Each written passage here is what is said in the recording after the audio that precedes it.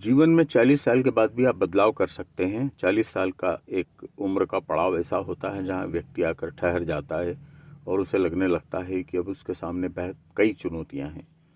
अब सवाल इस बात का है कि अक्सर इस उम्र में निराशा की भावना प्रबल क्यों होती है? क्योंकि उपलब्धि हाथ से दूर दिखने लगती है और समय कम लगता है। दरअसल हर व्यक्ति को अपनी प्राथमिकताएं स्वयं तय करना होती है और स्पष्ट तौर पर आप जीवन से क्या चाहते हैं, क्या उसके योग्य हैं भी, क्या उसके लिए आप हर कीमत चुकाने को तैयार है। इस उम्र में व्यक्ति को अपना खुद का आकलन करना चाहिए। जरूरी नहीं कि हम जो जैसा चाहते हैं उसे पाने की योग्यता, तैयारी, लगन या मेहनत भी हम में हो।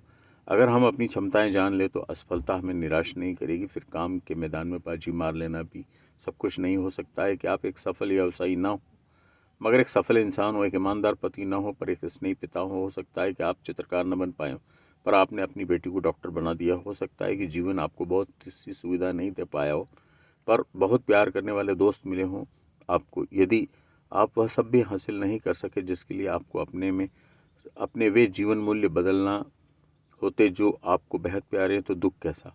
जब आपने कीमत ही नहीं चुकाई तो दौड़ में पिछड़ जाने का कष्ट क्यों। इसलिए दुनिया से शिकायत करने से पहले ठोक बजाकर खुद को जांचिए। हंसना सीखे सबसे पहले खुद पर। प्रौढ़ता की गंभीर नकाब पहनने से आपको लोग विशिष्ट नहीं मानने लगेंगे।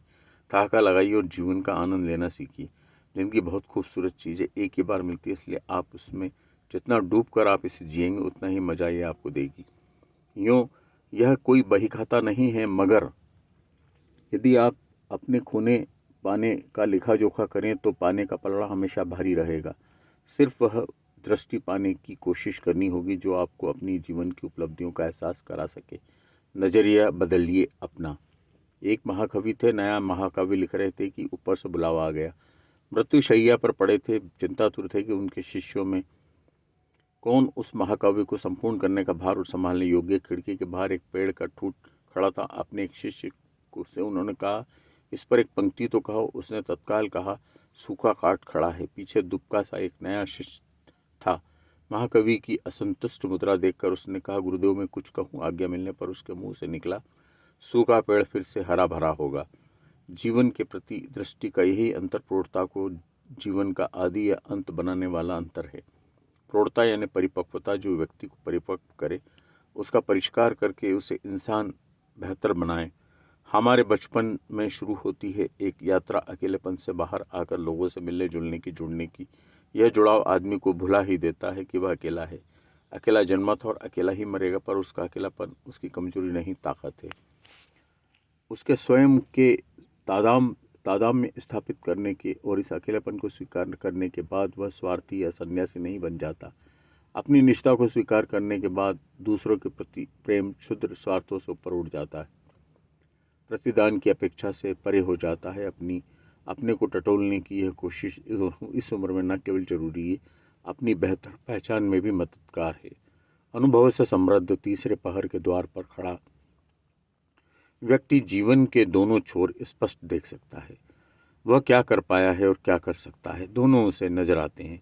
यही समय वह अपनी छिपी क्षमताओं को उभरने दे, अपनी ऊर्जा को पूरी तरह से इस्तेमाल में आने दे। वह सब करे जो करना चाहता पर किसी वजह से नहीं कर पाया।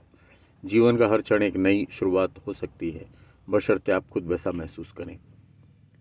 जीवन को यदि अर्थ मिलेगा तो व्यक्ति को यौवन पर अपनी पकड़ बनाए रखने की और युवा रखने की जरूरत नहीं पड़ेगी, क्योंकि गतिशील, ऊर्जावान, सक्रिय, यही तो अर्थ है युवा का। और तब जीवन निश्चय पूर्वक 40 से शुरू होगा, पिछले संचेत अनुभवों की पूंजी के साथ लिए। नई आशा मन में समेटे, नए शिखरों को छूने की आकांक्षा और नए निश्चयों के साथ कि the best is yet to be, यानी जीवन का श्रेष्ठतम तो अभी बाकी है।